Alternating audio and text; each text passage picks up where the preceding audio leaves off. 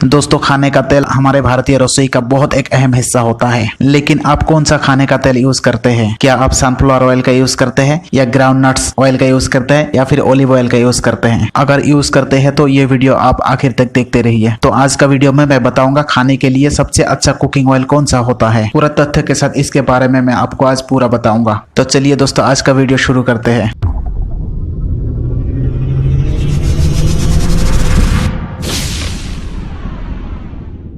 हाय दोस्तों, Vestige products lover channel में आपका स्वागत है। क्या आप जानते हैं आज का टाइम पे सबसे अच्छा कुकिंग ऑयल कौन सा होता है? यही क्वेश्चन को लेके बहुत सारे लोग परेशान रहते हैं कि खाने का तेल सबसे अच्छा कौन सा होता है जो हमारे हेल्थ के लिए सबसे ज्यादा फायदेमंद होता है। कुकिंग ऑयल एक ऐसा चीज होता है जो हमारे भारतीय के हर घर के रसोई में ये डेली यूज होता है। तो कुकिंग के लिए बहुत एक अच्छा तेल का यूज करना हमारे लिए बहुत एक जरूरी चीज है। अगर आप खाने के लिए सही तेल का इस्तेमाल नहीं करेंगे तो ये आपका बहुत सारे रोगों का कारण बन सकता है, जैसे मोटापा, डायबिटिक्स, हार्ट ब्लॉकेज और कैंसर जैसे रोगों का कारण बन सकता है। अगर आप पूछते हैं कि बिना कुछ करे हमारे शरीर को कैसे स्वस्थ रख सकते हैं, तो मैं आपको बोलूंगा कि खाने का तेल को चेंज कर दो। दुर्भाग्य की बात यह है कि हमारे भारत में 90% लोग खाने के लिए रिफाइंड तेल का यूज करते हैं, जो खाने का तेल में सबसे खराब तेल माना जाता है। आजकल मार्केट में 95% soybean oil, ground nuts oil और सनफ्लावर ऑयल रिफाइंड तेल के तौर पे हमको मिलता है। लेकिन अगर आप पूछते हैं कि रिफाइंड ऑयल में क्या खराबी है, ये रिफाइंड तेल यूज करने में गलत क्या है? दोस्तों, रिफाइंड ऑयल देखने में तो बहुत अच्छा लगता है, लेकिन मेडिकल टर्म्स में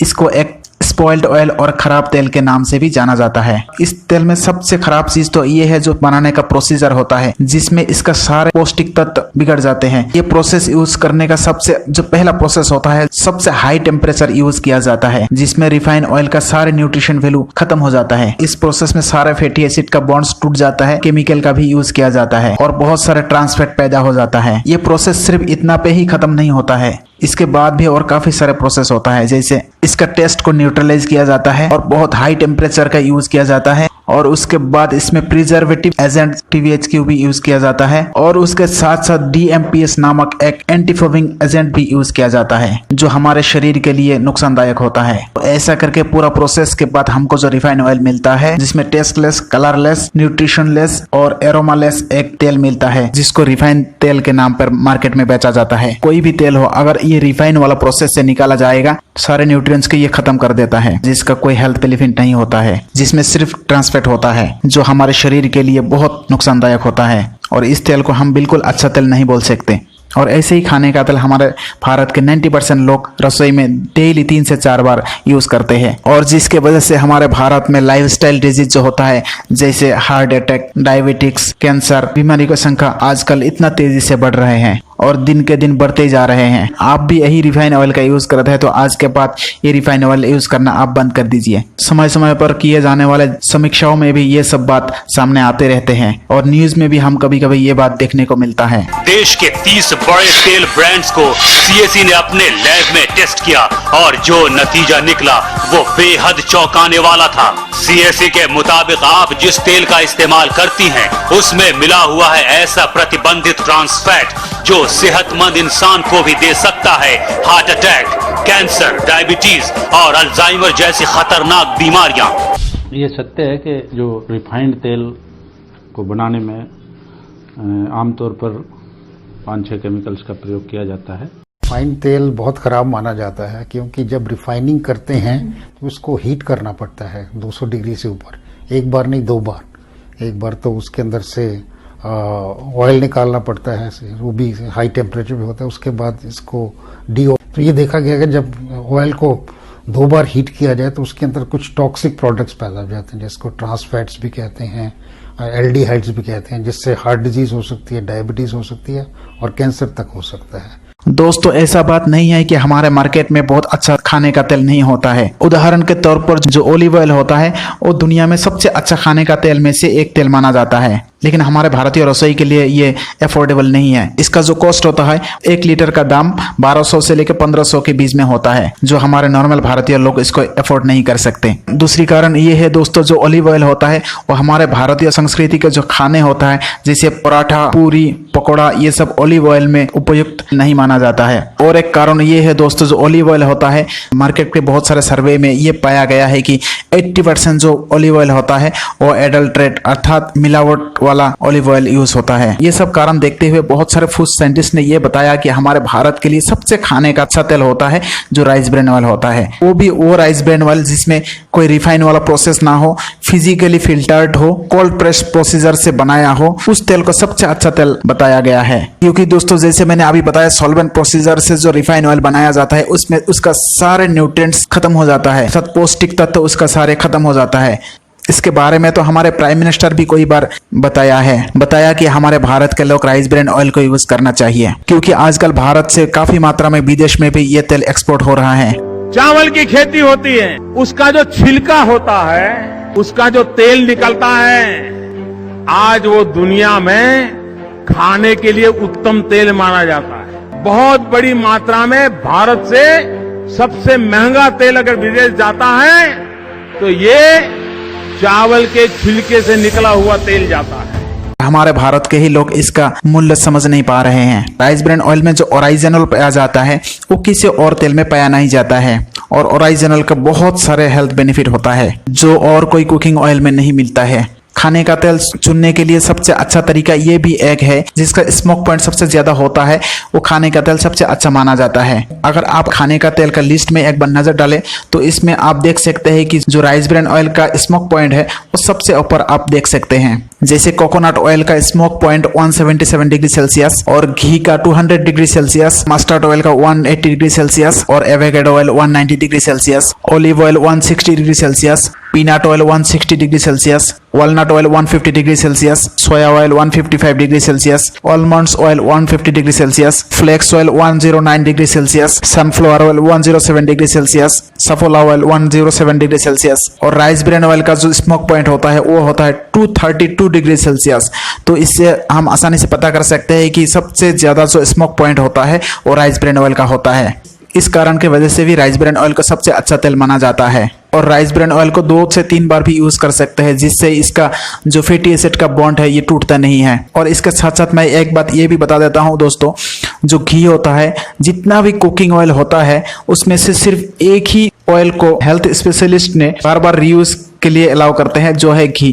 कितना भी बार यूज करो इसका कोई क्वालिटी खराब नहीं होता है। आजकल सरकार ने भी बहुत सारे कानून बनाया है जिससे एक तेल को कोई भी रेस्टोरेंट या होटल में बार बार यूज ना किया जाए।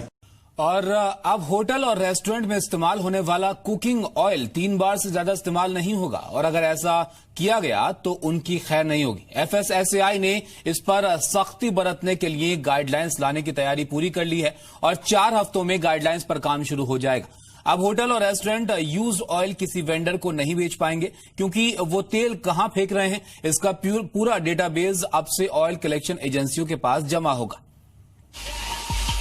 होटल रेस्टोरेंट्स चाहकर भी कुकिंग ऑयल का इस्तेमाल 3 बार से ज्यादा नहीं कर पाएंगे, क्योंकि FSSAI ने होटल रेस्टोरेंट्स के शेफ को खास ट्रेनिंग देगी और इस बात के लिए पूरा आश्वस्त करेगी कि वो यूज ऑयल का इस्तेमाल 3 बार से ज्यादा न करें और ऑयल कलेक्शन एजेंसियों के पास ही वेस्ट ऑयल को जमा कर दे। हालांकि अभी भी कुकिंग ऑयल के स्टैंडर्ड्स यही है कि 2 बार से ज्यादा इस्तेमाल न किया जाए, लेकिन ऐसा होता नहीं है, इसीलिए ऐसे कड़े नियम की जरूरत। यूज ऑयल के कलेक्शन के लिए देश के 101 शहरों से 60 एजेंसियां सामने आई हैं जो 3 बार से ज्यादा इस्तेमाल कुकिंग ऑयल को इकट्ठा करेंगी। खासतौर से मल्टीनेशनल रिटेल आउटलेट पर ईटिंग आउटलेट से वेस्ट तेल इकट्ठा किया जाएगा।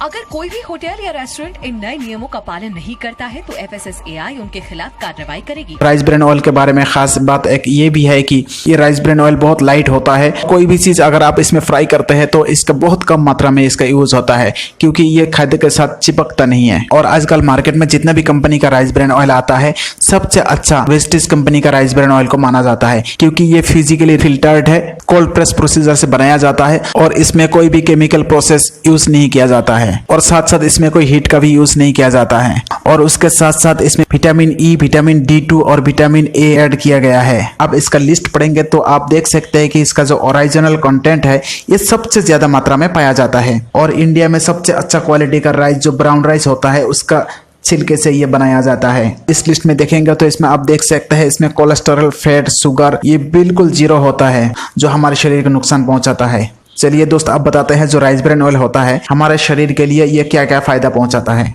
दोस्तों राइस ब्रान ऑयल में मौजूद जो ओरिजिनल होता है वो एंटीऑक्सीडेंट होता है। दोस्तों राइस ब्रान ऑयल में जो गामा ओरिजिनल पाया जाता है ये हमारे शरीर के लिए बहुत ही फायदेमंद होता है। जो गामा ओरिजिनल होता है वो हाई कोलेस्ट्रॉल को दूर करने में और एंटी एजिंग के तौर पे भी यूज किया जाता है। जो लोग नियमित तौर पर राइस ब्रान का यूज करते हैं उनका हार्ट अटैक का चांस बहुत कम हो जाते हैं और हार्ट रिलेटेड कोई भी बीमारियों से भी वो लोग बच सकता है। डायबिटिक्स अर्थात मधुमेह में भी राइस ब्रान ऑयल बहुत अच्छा काम करता है। 5 हफ्ते तक किए गया एक रिसर्च में ये पाया गया है कि जो लोग नियमित तौर पर 5 हफ्ते लगातार डेली 8 ग्राम राइस ब्रान ऑयल खाते हैं उनका कोलेस्ट्रॉल की मात्रा नियंत्रण हो जाते हैं, जो सीधे तौर पर मधुमेह अर्थात डायबिटिक्स रोगी को प्रभावित करते हैं। स्किन अर्थात त्वचा को भी चमकदार बनाने के लिए भी राइस ब्रान ऑयल बहुत एक अच्छा काम करता है, क्योंकि दोस्तों राइस ब्रान ऑयल में बायोएक्टिव एजेंट मौजूद रहता है जो त्वचा को सुंदर मुलायम बनाने में मदद करता है। फेस पे जो डार्क स्पॉट होता है उसको हटाने के लिए भी राइस ब्रान ऑयल बहुत एक अच्छा काम करता है। राइस ब्रान ऑयल में विटामिन ई प्रचुर मात्रा में पाया जाता है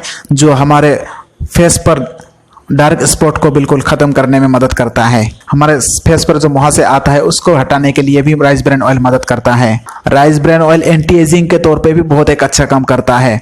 बहुत उम्र होने के बावजूद भी हमको यंग दिखने में मदद करता है और साथ साथ हमारे शरीर के ऊर्जापन भी काफी हद तक बढ़ा देते हैं। बालों का झड़ना रोकने के लिए भी राइस ब्रान ऑयल बहुत एक अच्छा काम करता है। अगर आपके बाल बड़ी तेजी से गिर रहे हैं तो इस मामले में राइस ब्रान ऑयल आपको मदद कर सकता है। जी हाँ दोस्तों, क्योंकि इसमें मौजूद विटामिन ई अल्फा टोकोफेरॉल के रूप में पाया जाता है जो बालों को मजबूती प्रदान करने में मदद करता है। और राइस ब्रान ऑयल में विटामिन ई प्रचुर मात्रा में पाया जाने के वजह से ये हमारे सर से डैंड्रफ को भी हटाने में मदद करता है।